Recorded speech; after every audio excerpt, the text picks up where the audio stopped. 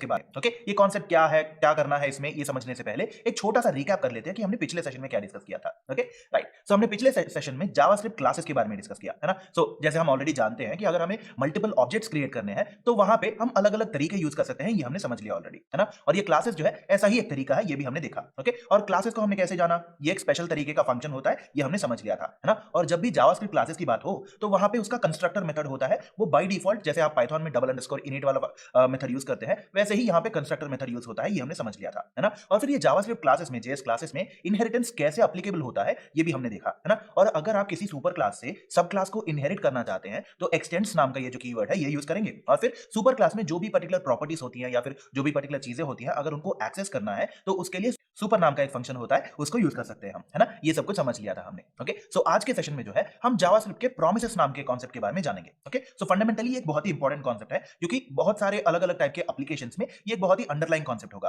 Okay, सो उस तक पहुंचने से पहले हम जेएस में, जावास्क्रिप्ट में बेसिकली ये सिंक्रोनस और एसिंक्रोनस नाम के जो कॉन्सेप्ट्स होते हैं उनको समझेंगे, और फिर प्रोमिसेस में प्रोमिसेस स्टेट्स होते हैं उनको समझेंगे, और फिर अगर प्रोमिसेस को यूज करना है तो कैसे कैसे यूज कर सकते हैं हम, है ना। प्रॉमिस चेनिंग, कैच नाम का एक मेथड होता है, देन नाम का एक मेथड होता है, इसके बारे में समझेंगे हम। Okay, right. सो फंडामेंटली जब प्रोमिसेस की बात हो तो एक चीज का समझना या कुछ चीजों का समझना आपके लिए इंपॉर्टेंट है। Okay, so in general JavaScript promises ले लीजिए, ये क्लासेस ले लीजिए, ये जो कॉन्सेप्ट्स हैं कुछ ज्यादा ही इंपॉर्टेंट है आपके लिए, राइट। सो बहुत बहुत बहुत इंपॉर्टेंट है ये। ओके, और देखते ही देखते जैसे हम आगे बढ़ते हुए जाएंगे तो कुछ सिंटैक्सेस जो हम यूज करने वाले हैं थोड़ा अलग लग सकता है आपको, राइट। सो थोड़ा डिफरेंट लग सकता है। ओके, घबराने की कोई बात नहीं है। ओके, क्योंकि आप ये कॉन्सेप्ट्स पहली बार सीख रहे हैं, सो हो सकता है कि मतलब आपको एक बार में समझ ना आए, घबराने की कोई जरूरत नहीं है, ये एक्सपेक्टेड बिहेवियर ही है। और ऐसे कॉन्सेप्ट जो है थोड़ा बहुत कंफ्यूजिंग लग सकते हैं आपको, राइट। सो अगर आपको थोड़ा बहुत कंफ्यूजिंग लग रहा है तो उस वाले पार्ट को, जो पार्ट आपको थोड़ा बहुत कंफ्यूजिंग लग रहा है, तो उसको दोबारा देखिएगा। ओके, और या फिर पूरा का पूरा वीडियो कंप्लीट करने के बाद जो प्रैक्टिस सेट्स आपको दिए जाते हैं उनको प्रैक्टिस करने के बाद फिर से वापस आके देखिएगा, क्योंकि ये कॉन्सेप्ट जो है जावास्क्रिप्ट प्रोमिसेस ले लीजिए या फिर आगे आने वाले कुछ कॉन्सेप्ट जो है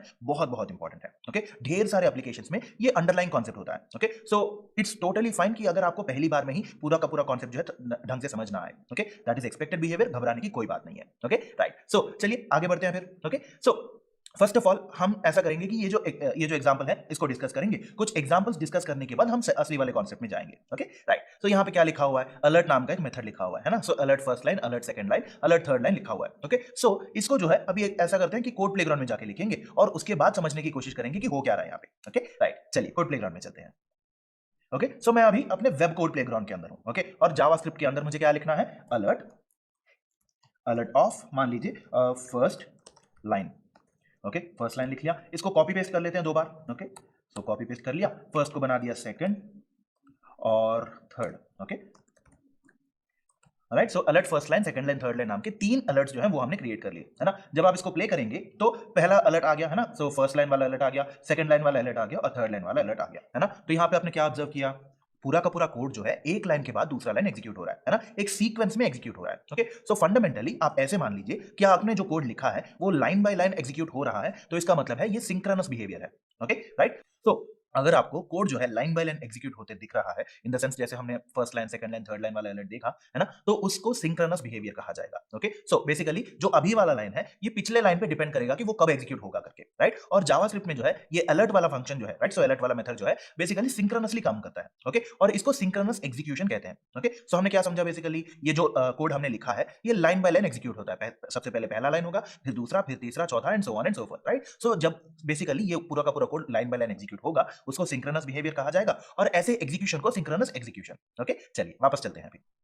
ओके, सो हमने ये समझ लिया है ना। सो जब भी आप अलर्ट यूज करेंगे तो वो सिंक्रोनसली काम करेगा। Okay, right. सो एक और एग्जांपल देखते हैं। मान लीजिए हम ऑलरेडी जानते हैं ना फेच नाम के इस मेथड के बारे में, जिसको यूज करके आप रिसोर्सेस लाते हैं। Okay, right. सो मान लीजिए कांस्टेंट यूआरएल लिख लिया हमने। ओके, सो वहां रिसोर्स यूआरएल जो है अभी के लिए प्लेस होल्डर की तरह रखा है, हम उसको बदलेंगे बाद में। Okay, right. सो वहां पे क्या लिखा हुआ है, फेच ऑफ यूआरएल। ओके, फिर डॉट देन ऑफ रेस्पॉन्स लिखा, और वहां पे एक एरो फंक्शन यूज करते हुए हमने लिखा कि return response dot JSON. Okay, so dot then response को कैप्चर किया हमने, और फिर dot then JSON data. Okay, console dot log of JSON data हमने लिख लिया, है ना। तो फेच यूआरएल लिखा, और फिर वहां पे क्या हो रहा है, हम कोई पर्टिकुलर वैल्यूज नहीं दे रहे हैं कि कैसे रिक्वेस्ट को लाना है करके, राइट। और finally console dot log of fetching done लिख लिया हमने, राइट। सो यहाँ पे क्या होगा, बेसिकली अगर आप यहाँ पे देखेंगे तो कोई भी रिक्वेस्ट कॉन्फ़िगरेशन नहीं मेंशन कर रहे हैं, है ना। और आइडियली क्या होता है, जब भी आप ऐसे एग्जीक्यूशन को लिखते हैं तो फेच यूआरएल में क्या होगा, सबसे पहले जब हमने फेच यूआरएल को रन किया या फिर एग्जीक्यूट किया, वो जाके एक रिसोर्स को रिक्वेस्ट करने की कोशिश करेगा, राइट, है ना। उस रिसोर्स को रिक्वेस्ट करने के बाद जो भी रेस्पॉन्स मिलेगा उसको कैप्चर करके प्रिंट करने की कोशिश करेगा, फिर जाके बाद में अगला स्टेप जो होता है वो राइट। सो ऐसे एग्जीक्यूट होना चाहिए आइडियली। ओके, चलिए इसको कोड प्लेग्राउंड में जाके लिखेंगे और ये देखेंगे कि प्रॉपर्ली एग्जीक्यूट हो रहा है या नहीं, या फिर कौन से तरीके से एग्जीक्यूट हो रहा है ये देखेंगे हम। ओके राइट, चलिए कोड प्लेग्राउंड में चलते हैं। ओके, सो अभी जो है कांस्टेंट यूआरएल लिख लेते हैं। राइट, सो कांस्टेंट यूआरएल लिख लिया हमने। ओके राइट, इक्वल टू ये जो हम अभी मेरे पास है, राइट, सो ये वाला यूआरएल apis.ccpp.in वाला यूआरएल जो है इसको मैंने कॉपी कर लिया। ओके, ये आपके लिए चीट शीट में भी प्रोवाइड होगा, घबराइए मत। ओके राइट, सो https://apis.ccpp.in/jokes/random ये वाला यूआरएल जो है हमने कांस्टेंट बना दिया। ओके, अब हमें क्या चाहिए, हम जावास्क्रिप्ट को यूज करके उसको फेच करने की कोशिश कर रहे हैं, है ना। राइट, सो ऐसा करते हैं कि अभी हमें क्या लिखना होगा, फेच यूआरएल लिखना पड़ेगा, है ना। राइट, सो फेच ब्रैकेट्स के अंदर यूआरएल लिख लिया। ओके, और फिर इसके बाद क्या चाहिए, हमें डॉट देन वाला मेथड लिखना पड़ेगा, है ना। सो बेसिकली यूआरएल को फेच किया तो उसके बाद क्या करना है। ओके राइट, सो यहां पे लिख लेते हैं डॉट देन ऑफ, राइट, उसके अंदर लिखेंगे response. Okay, so dot then के बाद हमें क्या चाहिए, उसके अंदर रेस्पॉन्स चाहिए होगा, है ना। और हम क्या चाहते हैं यहाँ पे, एक एरो फंक्शन जो है वो लिखना चाहते हैं। राइट, सो ऐसा करेंगे कि रेस्पॉन्स, ओके, और फिर उसको एरो फंक्शन दे दिया और फिर फ्लोर ब्रैकेट दे दिए, जिसके अंदर जो है जो भी अभी हम लिखना चाहते हैं वो वाला कोड रखेंगे। राइट, तो क्या चाहिए हमें यहाँ पे, return response dot JSON. Okay, so response dot JSON लिख लिया हमने। ओके, और फिर इसके साथ साथ एक और डॉट देन लिखना पड़ेगा, है ना। राइट, जैसे हमने कोड के अंदर देखा था, एक और डॉट देन लिखेंगे और वहां पे क्या लिखेंगे, जो भी रेस्पॉन्स से जो भी इंफॉर्मेशन मिला है उसको जेसन डेटा की तरह कन्वर्ट करना है हमें, है ना, जाहिर सी बात है। तो क्या करेंगे, डॉट देन ऑफ एक और बनाएंगे, ओके, जिसके अंदर जेसन डेटा होगा। राइट, सो जेसन डेटा, राइट, उसका भी एक एरो फंक्शन बना दिया जहां पे फ्लावर ब्रैकेट्स होंगे और इसके अंदर होगा console dot log of JSON data. Okay, तो कंसोल डॉट लॉग ऑफ ये जो जेसन डेटा हमने कैप्चर किया है ना। राइट, सो फाइनली इसके बाद मान लीजिए हमने लिखा console dot log of fetching done लिख लेते हैं। राइट, सो फेचिंग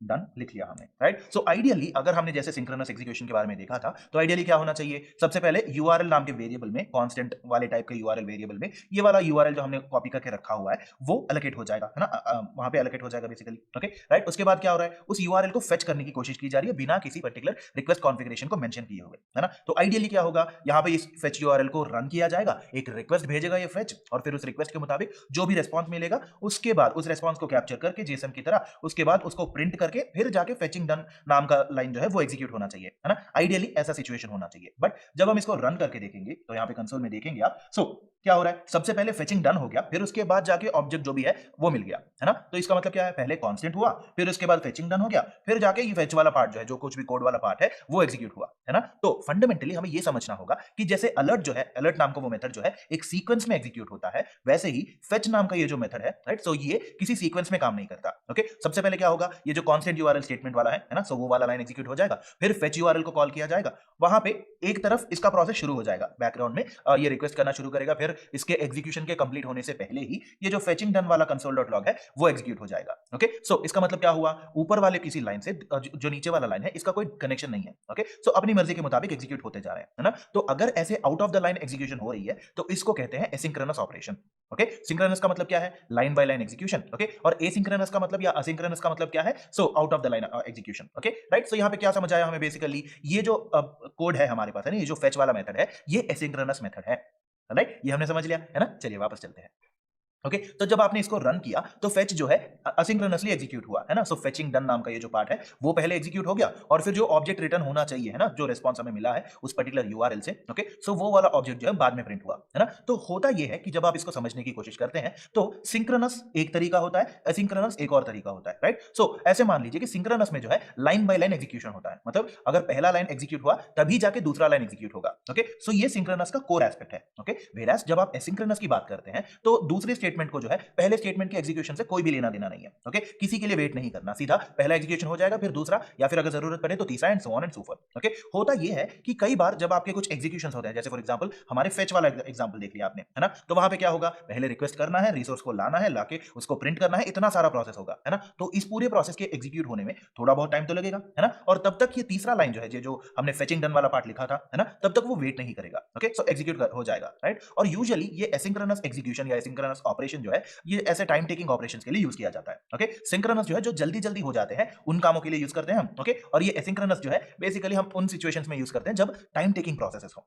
ओके राइट। और आगे चलते हुए भी हम कई बार ऐसे टाइम टेकिंग ऑपरेशंस देखने वाले हैं, मतलब बहुत सारे एग्जांपल्स होंगे, तो उनमें हम एसिंक्रोनस ऑपरेशंस ही यूज करेंगे। Okay right. और इन जनरल जब आप एसिंक्रोनस ऑपरेशंस की बात करते हैं तो ढेर सारे सिचुएशंस में यूज करते हैं आप। ओके फॉर एग्जांपल जैसे अभी अभी हमने देखा कि वेब से कोई रिसोर्स लेके आना है, ओके तो उसके लिए थोड़ा बहुत टाइम तो लगेगा, आपका नेटवर्क स्पीड कैसा है, ये रिक्वेस्ट कैसे किया जा रहा है, मतलब बीच में कोई प्रॉब्लम है या नहीं, ऐसे अलग अलग फैक्टर्स पे डिपेंड करते हुए थोड़ा बहुत टाइम तो लगेगा, है ना। या फिर मान लीजिए आप किसी बड़े से फाइल को रीड करने की कोशिश कर रहे हैं, ओके प्रॉब्ली 500-600 MB बड़ा वाला फाइल है जिसको आप जावास्क्रिप्ट यूज करके रीड करने की कोशिश कर रहे हैं, टाइम तो लगेगा ही, है ना, क्योंकि ढेर सारा डेटा होगा उसमें। Okay at the same time मान लीजिए आपके डिवाइस का करंट लोकेशन आइडेंटिफाई करने के लिए ऐसे कई सारे एप्लीकेशंस होते हैं जहां उनको एग्जीक्यूट होने में बहुत ज्यादा टाइम लग जाता है। ओके तो ऐसे टाइम टेकिंग ऑपरेशंस के लिए एसिंक्रोनस ऑपरेशंस यूज किए जाते हैं। ओके और इन द फ्यूचर आल्सो जब जैसे जैसे हम आगे बढ़ते जाएंगे जैसे कई सारे एग्जांपल्स हम देखने वाले हैं। ओके राइट, आपको समझ आ गया है ना सिंक्रोनस क्या होता है, एसिंक्रोनस क्या होता है, ये हमने समझ लिया है ना। सिंक्रोनस का मतलब क्या है, line by line execution. Okay so दूसरा स्टेटमेंट जो है पहले स्टेटमेंट के एग्जीक्यूट होने तक वेट करेगा। ओके एसिंक्रोनस में ऐसा कुछ नहीं होता।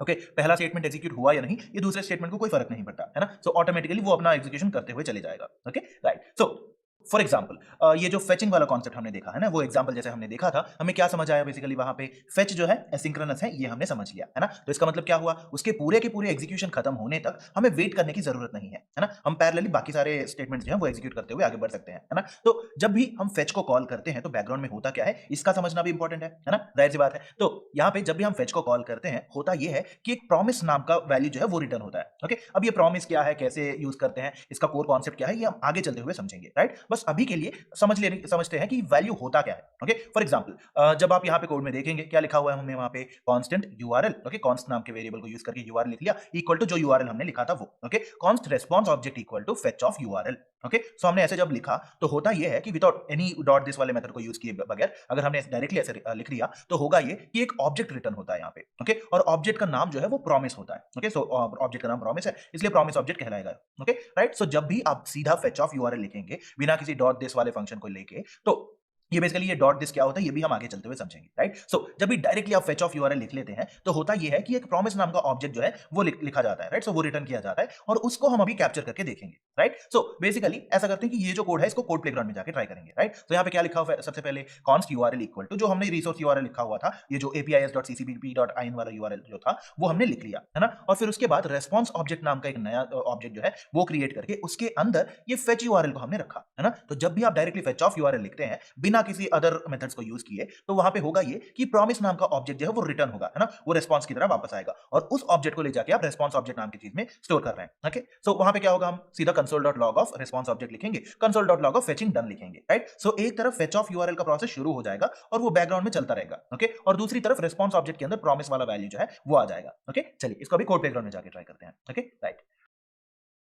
सो ये हमारे पास कांस्टेंट यूआरएल है, ये बाकी सारे कोड को निकाल देते हैं या फिर ऐसा करते हैं जो फेच यूआरएल वाला पार्ट है इसको निकाल देते हैं अभी के लिए। ओके राइट सो कांस्टेंट लिख लिया हमने। Okay response object equal to, right so response object के अंदर हम क्या चाहिए बेसिकली, या फिर ऑब्जेक्ट लिख लेते हैं पूरा का पूरा। राइट सो इक्वल टू ये जो फेच ऑफ यूआरएल है इसको लिख लिया हमने। ओके तो इसकी वजह से क्या होगा कि जो फेच ऑफ यूआरएल जो है जब भी डायरेक्टली एग्जीक्यूट किया जाएगा तो सबसे पहले क्या होगा, एक रिक्वेस्ट भेजा जाएगा, उस रिक्वेस्ट के मुताबिक जो भी वेब रिसोर्स है उसको ढूंढना पड़ेगा, ढूंढने के बाद जो रिसोर्स मिला है उसको रेस्पॉन्स की तरह वापस लाना है, उसको कैप्चर करना है, फिर जाकर प्रिंट करना है ना। तो इतना बड़ा प्रोसेस है। राइट सो इसके बजाय अगर डायरेक्टली आप इसको रन करके देखेंगे बिना किसी डॉट दिस वाले फंक्शन को यूज किए तो होगा ये कि प्रॉमिस नाम का एक ऑब्जेक्ट जो है वो क्रिएट हो जाएगा। ओके राइट सो और उस पर्टिकुलर ऑब्जेक्ट को जो भी रेस्पॉन्स मिला है हमें इसको हमने रेस्पॉन्स ऑब्जेक्ट के अंदर स्टोर कर लिया अभी, है ना। तो अभी क्या करना होगा, सिंपली console.log ऑफ ये जो रेस्पॉन्स ऑब्जेक्ट है इसको हमने लिख लिया, है ना। राइट सो तो इसको रन करके देखते हैं। ओके सो कंसोल के अंदर आपको क्या मिला, यहाँ पे प्रॉमिस लिखा हुआ है ना। सो ये जो प्रॉमिस नाम का एक ऑब्जेक्ट है वो रिटर्न हो गया जिसके अंदर पेंडिंग लिखा हुआ है। ओके ये पेंडिंग क्या है हम आगे चलते हुए देखेंगे। ओके और फिर ये जो फेचिंग डन वाला स्टेटमेंट है वो एग्जीक्यूट हो गया। राइट तो यहाँ पे क्या हुआ, जब भी आप फेच ऑफ यूआरएल को कॉल करेंगे या फिर उस पर्टिकुलर फंक्शन को रन करेंगे होगा ये कि प्रॉमिस नाम के एक ऑब्जेक्ट क्रिएट हो जाएगा रेस्पॉन्स की तरह। ओके और वहां पे उसका स्टेटस क्या है ये भी बता देगा। ओके राइट चलिए वापस चलते हैं अभी। ओके सो ये प्रॉमिस क्या है, कैसे यूज करते हैं और इसके कोर कॉन्सेप्ट्स क्या हैं ये समझने के लिए अभी हम बात करेंगे जावास्क्रिप्ट में प्रॉमिसेस के बारे में। ओके राइट सो ऐसा मान लीजिए प्रॉमिसेस जो है एक बहुत ही कॉमन कॉन्सेप्ट है जावास्क्रिप्ट के अंदर। राइट सो ये टिपिकली जब भी आप एसिंक्रोनस ऑपरेशंस के साथ डील करते हैं तो उसमें यूज किया जाता है। ओके सो जैसे ही एसिंक्रोनस ऑपरेशन जो शुरू होता है एट द सेम मोमेंट होता यह है कि प्रॉमिस ऑब्जेक्ट को रिटर्न किया जाता है। ओके सो जैसे for example fetch of URL जैसे हमने लिखा तो उसका एग्जीक्यूशन जैसे ही शुरू हुआ इमीडिएटली प्रॉमिस ऑब्जेक्ट जो है वो रिटर्न हो जाएगा। ओके, तो आप उसको जहां पे भी स्टोर करेंगे वो वहां पे स्टोर किया जाएगा। Okay, right. ये प्रॉमिस ऑब्जेक्ट जो है बेसिकली आपके ऑपरेशन का रिजल्ट बताता है। ओके, जो भी एसिंक्रोनस ऑपरेशन कर रहे हैं आप, सो उसका रिजल्ट बताता है। जब भी हम लेटर पॉइंट ऑफ टाइम में से पूछेंगे तो ये हमें उसका रिजल्ट बताएगा। Okay, right. So in the sense जैसे जैसे एसिंक्रोनस ऑपरेशन जो है वो शुरू किया आपने, तो वहां पे क्या होगा, प्रोसेस शुरू हो गया और बाकी सारा कोड एग्जीक्यूशन होना शुरू हो गया। फिर बाद में कहीं पे जाके आपको रिजल्ट मिलेगा उसका, राइट। और उस रिजल्ट को कैसे लाएंगे आप, प्रॉमिस ऑब्जेक्ट की मदद से, राइट। सो बेसिकली हमें इतना समझना है कि प्रॉमिस जो है पॉइंट नंबर 1 एक बहुत ही कॉमन कॉन्सेप्ट है जावास्क्रिप्ट के अंदर। ओके,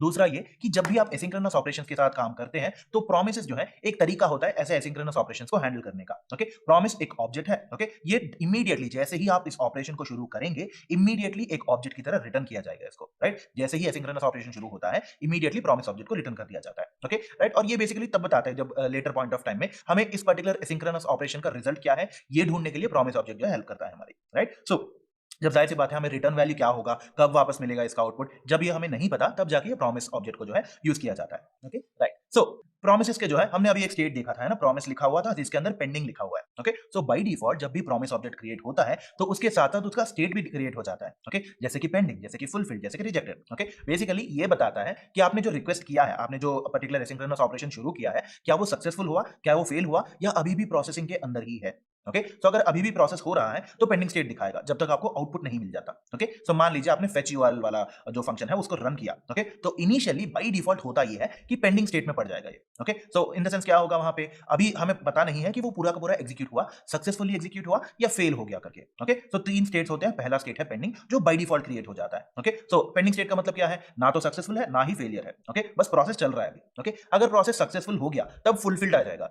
इसका मतलब क्या है, ऑपरेशन जो भी हम करना चाहते हैं सिंक्रोनस ऑपरेशन वो सक्सेसफुली एग्जीक्यूट हो चुका है। ओके, ऐसे होता है। और फिर अगर एग्जीक्यूट नहीं हुआ, कोई ना कोई दिक्कत हो गई, कोई प्रॉब्लम हो गई और वो फेल हो गया पर्टिकुलर एसिंक्रोनस ऑपरेशन, तो रिजेक्टेड वाला स्टेट आता है। ओके, सो 3 स्टेट्स हैं प्रॉमिस के अंदर, है ना। सो प्रॉमिस के बारे में हमें क्या पता है, एक बहुत ही कॉमन कॉन्सेप्ट है ये। और जब भी एसिंक्रोनस ऑपरेशन के साथ डील करते हैं आप, सो उन एसिंक्रोनस ऑपरेशंस को हैंडल करने के लिए आपको प्रॉमिस ऑब्जेक्ट जो है हेल्प करता है। ओके, और जैसे ही आप कोई भी एसिंक्रोनस ऑपरेशन शुरू करेंगे इमीडिएटली जैसे ही आपने इसको एग्जीक्यूट करना शुरू किया तो उसका प्रोसेस स्टार्ट हो जाएगा, इमीडिएटली एक प्रॉमिस ऑब्जेक्ट क्रिएट हो जाएगा इस पूरे स्टेट के साथ, राइट। सो प्रॉमिस स्टेट के साथ। ओके, और उस स्टेट के अंदर क्या है, 3 कंडीशंस हो सकते हैं। एक तो पेंडिंग कंडीशन होगा, इसका मतलब है प्रोसेस अभी चल रहा है, सक्सेसफुल हुआ या नहीं, फेलियर हुआ या नहीं, हमें नहीं पता अभी तक। Okay, right. अगर सक्सेसफुल हो गया तो फुलफिल्ड आ जाएगा, अगर फेल हो गया तो रिजेक्टेड आ जाएगा। Okay, right. इसको जरा सा डायग्रामेटिकली समझने की कोशिश करते हैं। Okay, right. So initially by default कोई भी एसिंक्रोनस ऑपरेशन या कोई भी प्रॉमिस का स्टेट जो है पेंडिंग में होता है। ओके, अगर सक्सेसफुली एग्जीक्यूट हो गया मतलब जब तक एग्जीक्यूशन चल रहा है तब तक पेंडिंग में होगा। ओके, अगर सक्सेसफुली एग्जीक्यूट हो गया मतलब जो भी हम स्पेसिफिकली फुलफिल करना चाहते थे वो वाला फुलफिल हो गया, वो कंडीशन सेटिस्फाई हो गया तो रिजॉल्व स्टेट में चला जाएगा, है ना, जैसे हमने अभी देखा था। ओके, सो यहां पे हम जो है एक कॉल बैक फंक्शन लिख सकते हैं। Okay, so in the sense ऐसे मान लीजिए कि प्रोसेस शुरू हो गया, अगर प्रोसेस सक्सेसफुल है तो एक कॉल बैक फंक्शन रन करना है करके। ओके, और उस कॉल बैक फंक्शन को लिखने के लिए हम यूज करेंगे डॉट देन ऑफ। ओके, ये जैसे आपको दिख रहा है ना बॉक्स के अंदर, सो डॉट देन ब्रैकेट्स के अंदर जो भी हम फंक्शन लिखना चाहते हैं वो लिखेंगे, राइट। सो क्या हुआ यहाँ पे फंडामेंटली, बाय डिफॉल्ट जब भी आप इस पर्टिकुलर एसिंक्रोनस ऑपरेशन को शुरू करते हैं तो बाय डिफॉल्ट पेंडिंग स्टेट में होता है। ओके, जब तक एग्जीक्यूशन चलता रहेगा, उसके बाद सीधा जैसे ही अगर सक्सेसफुली फुलफिल हो गया तो क्या क्या करना चाहिए, बेसिकली जो भी चीजें एग्जीक्यूट होनी चाहिए वो एग्जीक्यूट होंगी, है ना। और उसके लिए क्या चाहिए होगा, हमें एक कॉल बैक फंक्शन जो कि डॉट देन ऑफ के साथ रिप्रेजेंट किया जाता है। Okay, right. सो ये कॉल बैक फंक्शन जो है तब जाके एग्जीक्यूट होगा जब आपके प्रॉमिस स्टेट को, जो भी आपने रिक्वेस्ट शुरू किया था, है ना, आपका एसिंक्रोनस ऑपरेशन, ओके, जब वो सक्सेसफुली एग्जीक्यूट हो जाए तब जाके ये रिजॉल्व स्टेट में आने वाले जो कॉल बैक फंक्शन है उसको एग्जीक्यूट किया जाएगा। ओके, सो बस ऐसे मान लीजिए कि डॉट देन ऑफ नाम का ये जो फंक्शन है, ये जो कॉल बैक फंक्शन है, ये तभी एग्जीक्यूट होगा जब आपका ये जो एसिंक्रोनस ऑपरेशन है वो सक्सेसफुली एग्जीक्यूट होगा। Okay, right. सो ये था बेसिकली सक्सेसफुल एग्जीक्यूशन के बारे में। ओके, अगर मान लीजिए रिजेक्शन स्टेट में चले गए हम, इन द सेंस जो भी आपने प्रोसेस किया है, फॉर एग्जांपल आपने फेच ऑफ यूआरएल लिखा। ओके, सो जैसे ही फेच ऑफ यूआरएल रन करना शुरू किया आपने, बाय डिफॉल्ट इसका स्टेट क्या होगा, पेंडिंग। ओके, और अगर यूआरएल मिल गया और जो भी ऑब्जेक्ट हमें वहां से लाना था, जो भी रिसोर्स मिलना था, अगर वो मिल गया तो उसके बाद क्या करना है, हम ले जाके लिखेंगे डॉट देन ऑफ के अंदर, राइट। सो सक्सेसफुल एग्जीक्यूशन का मतलब क्या है, फुलफिल्ड। Okay, right. सो अगर सक्सेसफुली एग्जीक्यूट नहीं हुआ तो क्या करना है, ओके, अगर फेलियर हो गया तो क्या करना है, ये हम कहां लिखेंगे, एक और कॉल बैक फंक्शन के अंदर, बट यहां पे क्या लिखेंगे, डॉट कैच ऑफ लिखेंगे, राइट। सो सिमिलरली दोनों ही कंडीशंस में हमें जो भी एग्जीक्यूट करना है उसके लिए कॉल बैक फंक्शंस यूज करने होंगे, पॉइंट नंबर 1। और पॉइंट नंबर 2 क्या है, अगर सक्सेसफुल है तो डॉट देन ऑफ यूज करेंगे, अगर फेलियर हो गया तो डॉट कैच ऑफ यूज करेंगे, राइट। सो ये दोनों तरीके हैं ऐसे लिखने के लिए। Okay right. So by default एक और बात दोहरा लेते हैं। ओके बाय डिफॉल्ट जब भी आप इसको रन करेंगे, किसी भी पर्टिकुलर एसिंक्रोनस फंक्शन को रन करेंगे, तो उसका स्टेट पेंडिंग में होगा। ओके अगर सक्सेसफुली एग्जीक्यूट हो गया तो एक कॉल बैक फंक्शन एग्जीक्यूट करना चाहिए। ओके अगर फेलियर हो गया तो दूसरा कॉल बैक फंक्शन एग्जीक्यूट होना चाहिए। राइट। सो सिंपली ऐसे मान लीजिए आप कोई डिसीजन लेना चाहते हैं। ओके सो आपका काम हो गया तो एक काम करना है, अगर काम नहीं हुआ तो दूसरा स्टेप लेना होगा। As simple as that. Okay अगर सक्सेसफुल है तो डॉट देन ऑफ वाला कॉल बैक फंक्शन जो है वो यूज करेंगे। अगर फेलियर हो गया, कोई रिजेक्शन हो गया, तो वहां पे डॉट कैच ऑफ लिखेंगे। राइट। सो सिंपल है। Okay right. सो इसका कोर कॉन्सेप्ट जो है ऐसे ही होता है। राइट। सो मान लीजिए अगर हम इसको एक एग्जांपल की तरह लिखने की कोशिश करें तो जैसे आप कोड में देख सकते हैं, है ना, कांस्टेंट यूआरएल जो है वो वैसे का वैसा रहेगा। Okay constant of response promise, promise object चाहिए हमें, है ना, तो फेच ऑफ यूआरएल लिखेंगे। राइट। सो उसको भी लिख लिया हमने, है ना, ये जो रिस्पांस ऑब्जेक्ट है इसको रिस्पांस प्रॉमिस बना देंगे हम। Okay right. और फिर response promise dot then of, क्यों? क्योंकि अगर सक्सेसफुल हो गया तो तब जाके हमें ये रिस्पांस जो है लाना पड़ेगा, है ना, जाहिर सी बात है। तो response promise dot then of, इसके अंदर लिखेंगे हम एक कॉल बैक फंक्शन। ओके और ये कॉल बैक फंक्शन जो है जैसे आप देख सकते हैं एक एरो फंक्शन है ना, तो जो भी पैरामीटर हमें चाहिए उसको ब्रैकेट्स के अंदर रखेंगे। एरो फंक्शन फ्लावर ब्रैकेट्स के अंदर जो भी एग्जीक्यूट करना चाहते हैं वो लिखेंगे हम। Right. So dot then of हमेशा याद रखिएगा, जब भी आपको डॉट देन ऑफ दिखे इसका मतलब क्या है, अगर सक्सेसफुल एग्जीक्यूशन कंप्लीट हो गया तो ये वाला पार्ट एग्जीक्यूट होगा करके। राइट। और जब भी आप फेच ऑफ यूआरएल लिखते हैं तो इसका मतलब क्या हुआ, रिक्वेस्ट शुरू होगा, प्रॉमिस ऑब्जेक्ट क्रिएट हो जाएगा, उसको रेस्पॉन्स की तरह भेजा जाएगा। Okay that's step number 1। उसके बाद अगर सक्सेसफुल हो गया तो क्या करना है वाला कोड हम देख रहे हैं अभी। राइट। सो यहाँ पे क्या हुआ, हमने एक कॉल बैक फंक्शन दे दिया रेस्पॉन्स प्रॉमिस नाम के ऑब्जेक्ट को, उसके अंदर console dot log of response लिखा हमने। ओके एक एरो फंक्शन यूज करके लिखने की कोशिश कर रहे हैं हम। Okay right. चलिए इसको एक बार कोड प्लेग्राउंड में ट्राई कर लेते हैं। ओके चलिए। सो ये जो पार्ट है इसको निकाल देते हैं अभी के लिए। ओके और ये जो रेस्पॉन्स ऑब्जेक्ट है इसको बना देते हैं रेस्पॉन्स वाला प्रॉमिस। ओके क्योंकि प्रॉमिस ऑब्जेक्ट है। Okay right. सो अभी हमें क्या चाहिए होगा, बेसिकली हमने ये इन दोनों को डिफाइन कर लिया है ना, यूआरएल को डिफाइन कर लिया, रेस्पॉन्स प्रॉमिस को डिफाइन कर लिया, जो भी ऑब्जेक्ट हमें मिलना चाहिए करके। राइट। और अगर ये सक्सेसफुल हो गया है ना, so in the sense on successful execution ये वाला कोड रन होना चाहिए करके। राइट। सो ये जो रेस्पॉन्स प्रॉमिस है डॉट देन ऑफ, है ना, सो हमें ये पता है। Right. So dot then of नाम का ये जो है इसको रन करना पड़ेगा करके। ओके इसके अंदर हम क्या लिखना चाहते हैं, एक कॉल बैक फंक्शन, है ना। राइट। सो क्या लिखेंगे यहाँ पे, रेस्पॉन्स, इसको एक एरो फंक्शन की तरह लिखना होगा, है ना, तो रेस्पॉन्स लिखेंगे। ओके और फिर जो भी पैरामीटर लिखना है हमें ये लिखेंगे। ओके और फिर एरो फंक्शन दे दिया जिसके अंदर हम ये फ्लावर ब्रैकेट्स के अंदर लिखेंगे console dot log of response. Okay so console dot log of जो भी रेस्पॉन्स मिला है हमें। राइट। सो उस रेस्पॉन्स को लिखेंगे और फिर इसको ऐसा करते हैं, जल्दी से यहाँ पे ला देते हैं। Okay right. सो अभी हमने क्या लिखा, कांस्टेंट रेस्पॉन्स प्रॉमिस, जो भी है प्रॉमिस, जो भी ऑब्जेक्ट मिला है हमें वो ले लिया हमने, है ना, रिकॉर्ड कर लिया यहाँ पे। ओके अगर वो उसके अंदर जो रेस्पॉन्स है वो ट्रू हो गया, सक्सेसफुल हो गया, तो क्या करना है, डॉट देन ऑफ, है ना। Right. So dot then of हमेशा याद रखिएगा सक्सेसफुल एग्जीक्यूशन पे एप्लीकेबल होता है। ओके अगर फेलियर की बात कर रहे हैं, रिजेक्शन की बात कर रहे हैं, तो डॉट कैच यूज किया जाएगा। Okay right. जब हम इसको एग्जीक्यूट करेंगे तो कंसोल के अंदर आप देख सकते हैं रेस्पॉन्स ऑब्जेक्ट आ गया, है ना। सो इसके अंदर जो भी है वो हम बाद में देखेंगे। राइट। सो हमें ये जो रेस्पॉन्स वाला ऑब्जेक्ट है रिटर्न हो गया, है ना। राइट। चलिए वापस चलते हैं अभी। ओके सक्सेसफुल कॉल बैक पे हम क्या यूज कर रहे हैं, डॉट देन ऑफ यूज कर रहे हैं और इसका आउटपुट जो है कुछ रेस्पॉन्स ऑफ ऐसे आएगा, है ना, यही हमने देखा था अभी। Okay right. सो ये था सक्सेसफुल एग्जीक्यूशन के बारे में। राइट। अगर मान लीजिए प्रोसेस एग्जीक्यूट नहीं हुआ, इन द सेंस यूआरएल गलत है या फिर कोई ना कोई प्रॉब्लम हो गई। राइट। सो कोई भी चीज हो सकती है ना, मतलब आपका केस रन नहीं हुआ तो इसका मतलब है कि बैकग्राउंड में कोई ना कोई दिक्कत हुई होगी। राइट। या फिर मतलब फॉर एग्जाम्पल आपने यूआरएल गलत दिया होगा। राइट। apis.ccpp.in के बजाय आपने n निकाल दिया प्रॉब्लली। ओके सो या फिर सर्वर जहां से आप ये रिसोर्स लाने की कोशिश कर रहे हैं वो सर्वर सही टाइम पे रिस्पॉन्ड नहीं कर रहा, या फिर आपका इंटरनेट डाउन हो गया, कई सारी सिचुएशंस हो सकते हैं, है ना। सो फेलियर के बहुत सारे केसेस हो सकते हैं। ओके सो उन सिचुएशंस में अगर फेलियर हो गया तो हमें पता तो चलना चाहिए कि क्या हुआ। राइट। सो ऐसे सिचुएशंस में हम यूज कर सकते हैं डॉट कैच ऑफ वाला फंक्शन। Okay right. सो इसको कुछ ऐसे लिखेंगे। ओके मान लीजिए यहाँ पे हमने यूआरएल को गलत लिखा, जानबूझ के गलत लिखा अभी इस पर्टिकुलर टेस्टिंग के लिए। Okay right. सो वहां पे कैसे लिखेंगे, response promise dot catch of, क्योंकि अगर सक्सेसफुली एग्जीक्यूट हुआ तो डॉट देन ऑफ वाला फंक्शन जो है वो रन होगा, है ना। अगर फेलियर हो गया तो डॉट कैच ऑफ रन होना चाहिए, ये हमने ऑलरेडी देख लिया है ना। तो यहाँ पे क्या लिखेंगे, response promise dot catch of, जो पर्टिकुलर पैरामीटर हमें चाहिए, एरर वाला पैरामीटर चाहिए, है ना, तो एरर को कैच करेंगे। ओके उसको एरो फंक्शन के अंदर लिखेंगे console dot log of error. Okay right. So इसको एक बार कोड प्लेग्राउंड में ट्राई कर लेते हैं। चलिए राइट। सो ये जो कोड प्लेग्राउंड है हमारा, इसको यहाँ पे थोड़ा बहुत एक्सटेंड कर लेते हैं। Okay right. सो ये ऑन सक्सेसफुल एग्जीक्यूशन वाला पार्ट है। Okay right. सो यहाँ पे अगर मान लीजिए मैंने रेस्पॉन्स, ये फेलियर वाला केस है ना, सो ऑन फेलियर लिख लिया हमने, है ना। सो रेस्पॉन्स प्रॉमिस जो है dot catch, okay dot catch of वाला ये फंक्शन जो है ये रन होगा, है ना। और यहाँ पे कॉल बैक फंक्शन लिखना है हमें। ओके तो इसके लिए जो है हम क्या करेंगे, सीधा जस्ट मिनट, राइट। सो सीधा यहाँ पे लिखेंगे जो भी एरर आया है उसको कैप्चर करने की कोशिश कर रहे हैं, है ना। सो एरर लिखेंगे यहाँ पे। ओके और ये बन गया एक एरो फंक्शन जिसके अंदर लिखेंगे हम कंसोल डॉट लॉग ऑफ जो भी एरर मिला है हमें वो। राइट। सो एरर लिखेंगे हम। ओके सो एरर लिख लिया और इसको जरा सा ब्यूटीफाई कर लेते हैं, डन। Okay right. सो ये हो गया हमारा response promise dot catch. Okay, तो इसका मतलब क्या हुआ इस कोड का, कांस्टेंट यूआरएल जो है यूआरएल हमने डिफाइन कर लिया। ओके, और फिर रेस्पॉन्स ऑब्जेक्ट को कैप्चर कर लिया। जैसे ही ये फेच ऑफ यूआरएल एग्जीक्यूट होगा, इमीडिएटली आपको एक प्रॉमिस वाला ऑब्जेक्ट क्रिएट हो जाएगा। ये हमने अभी अभी समझा है। Okay, right. सो अगर वो सक्सेसफुल हो गया, मतलब जो भी रिक्वेस्ट हमने किया है वो सक्सेसफुल हो गया, so dot then of run करेंगे। ओके, अगर फेल हो गया तो डॉट कैच ऑफ रन करेंगे। Okay, right. सो मान लीजिए हमने यहाँ पे जानबूझ के यूआरएल को गलत दे दिया एक केस को क्रिएट करने के लिए, right. So dot I N की बजाय सिर्फ आई ही लिखा हुआ है। जब हम इसको प्ले करेंगे तो क्या होगा, ये एरर वाला केस जो है टाइप एरर नाम का एक एरर आ जाएगा, राइट। कोई ना कोई एरर मिल जाएगा हमें, राइट। सो टिपिकली जब भी कोई नेटवर्क कॉल क्रिएट होता है या फिर ऐसे कोई रिक्वेस्ट जाता है तो ढेर सारे सिचुएशंस हो सकते हैं जहां पे एक एरर आ सकता है। ओके, इन द सेंस यहाँ पे यूआरएल गलत है। ओके, प्रोबेबली मेरा नेटवर्क काम नहीं कर सकता, and so on and so fourth. ढेर सारे सिचुएशंस हो सकते हैं, राइट। सो ऐसे सिचुएशंस को हैंडल करने के लिए हम डॉट कैच ऑफ वाला मेथड जो है वो यूज करते हैं। Okay, right. सो अभी यूआरएल को फिक्स कर देते हैं। ओके, सो फिक्स कर दिया हमने, डॉट आई एन लिख लिया, और आगे अगर आप यहाँ पे देखेंगे तो रेस्पॉन्स आ रहा है ना। तो अगर सक्सेसफुली एग्जीक्यूट हुआ तो डॉट देन ऑफ रन हो रहा है। ओके, अगर गलत एग्जीक्यूट हुआ तो डॉट कैच ऑफ आ रहा है। Okay, right. चलिए वापस चलते हैं अभी।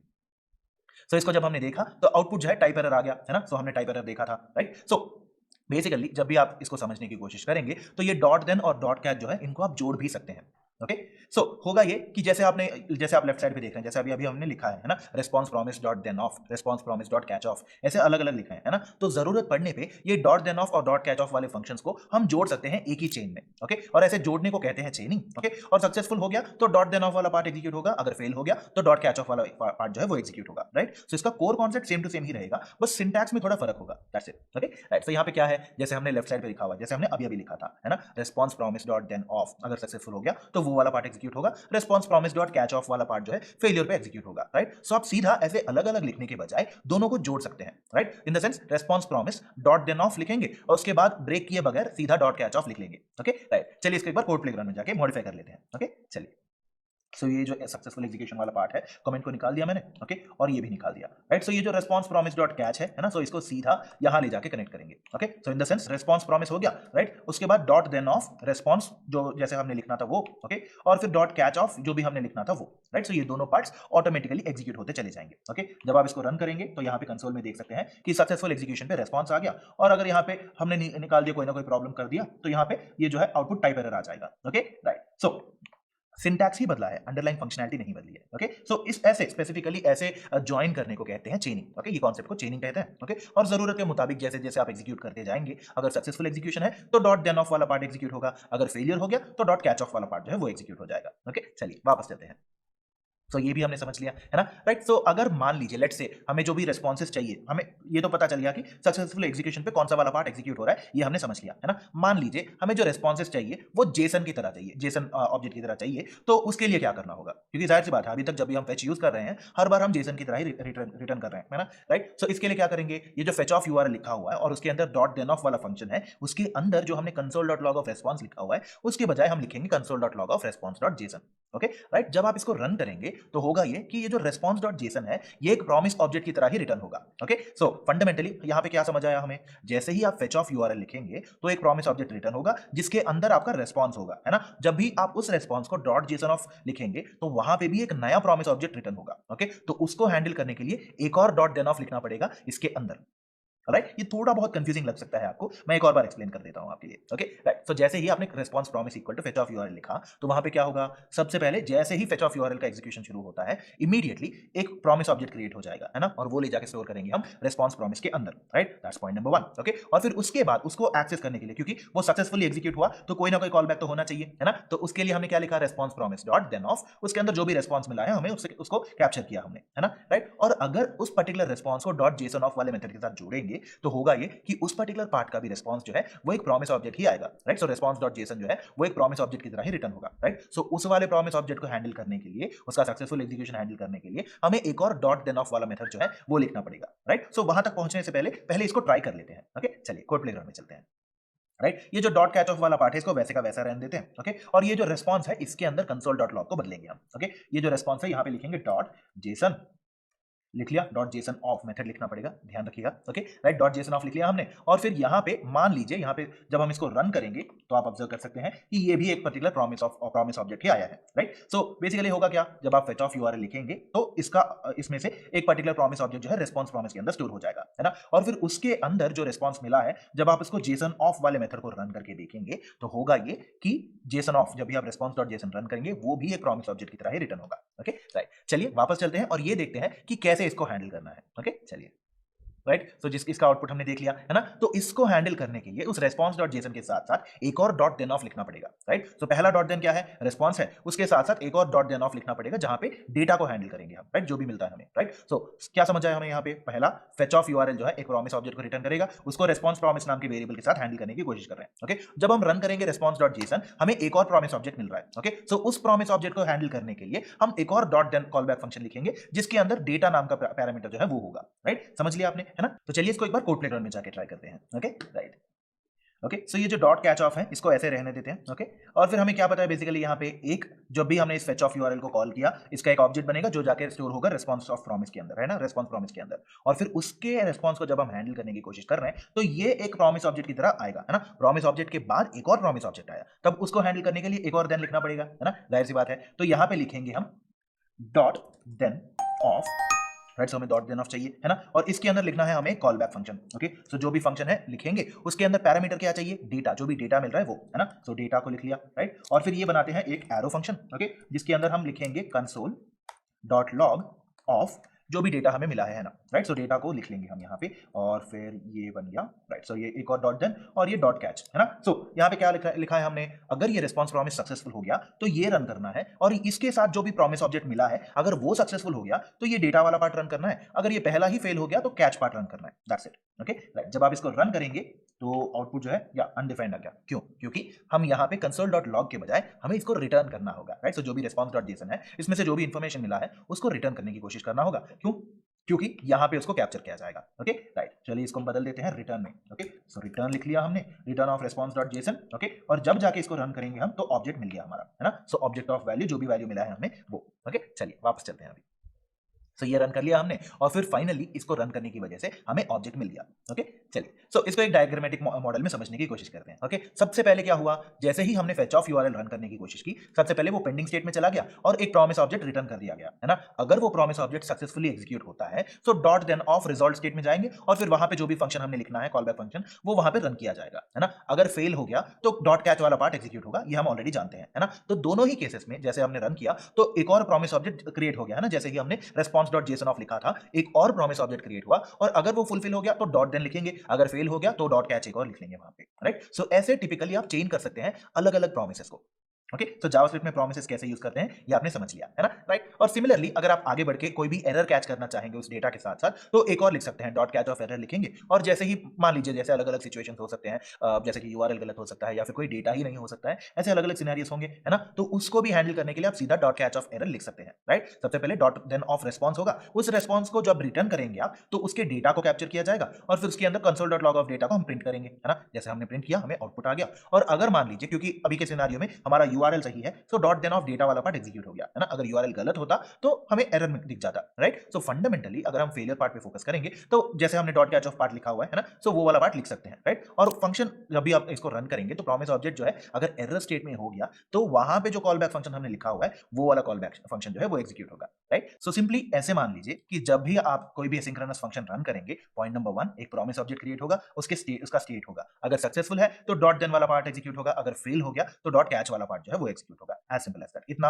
याद रख लीजिए बस। ओके राइट, सो अगर हम इसको समराइज करने की कोशिश करें आज के सेशन को, हमने जावास्क्रिप्ट में सिंक्रोनस क्या होता है, एसिंक्रोनस क्या होता है, ये हमने समझ लिया, है ना। सिंक्रोनस का मतलब क्या है, कोड जो है step by step, line by line continuously execute होता रहेगा, इन द सेंस दूसरा स्टेटमेंट जो है वो पहले स्टेटमेंट के एग्जीक्यूट होने तक वेट करेगा, राइट। ये हमने समझ लिया। एसिंक्रोनस में जो है ऐसा कोई कॉन्सेप्ट नहीं होता, है ना। सो यूजुअली एसिंक्रोनस को जो है टाइम टेकिंग प्रोसेसेस के लिए यूज किया जाता है, राइट। तो एसिंक्रोनस में क्या होगा, बेसिकली पहला लाइन जो है वो एग्जीक्यूट होता रहेगा और दूसरा लाइन जो है बिना उससे कोई डिपेंडेंसी लिए हुए अपना काम खुद करते हुए चले जाएगा, राइट। सो ये हमने समझ लिया। और फिर जावास्क्रिप्ट में जब भी आप एसिंक्रोनस कॉन्सेप्ट यूज करते हैं, ऑपरेशन यूज करते हैं, तो प्रोमिसेस नाम का एक ऑब्जेक्ट क्रिएट होता है, ये हमने समझ लिया, है ना। तो वहां पे अगर सक्सेसफुली एग्जीक्यूट होता है तो रिजॉल्व नाम के स्टेट में जाएगा, अगर फेल हो गया तो रिजेक्टेड नाम के स्टेट में जाएगा, बाय डिफॉल्ट पेंडिंग होगा, ये भी हमने समझ लिया। ओके, सो अगर रिजॉल्व नाम के स्टेट में गया तो देन डॉट देन नाम का ये जो मेथड है उसको एग्जीक्यूट किया जाएगा, basically call back function. Okay, अगर फेल हो गया तो डॉट कैच वाला पार्ट जो है वो एग्जीक्यूट होगा, राइट। और ऐसे आप डॉट देन को डॉट कैच को जोड़ भी सकते हैं बिना हर बार रेस्पॉन्स प्रॉमिस ऐसे पर्टिकुलर ऑब्जेक्ट का नाम लिए बगैर, आप डायरेक्टली उसको लिख सकते हैं, है ना। ये हमने समझ लिया। ओके, सो आगे चल के जो है आने वाले सेशंस में जो है हम एसिंक्रोनस अवेट और स्कोपिंग के बारे में जानेंगे। Okay, right.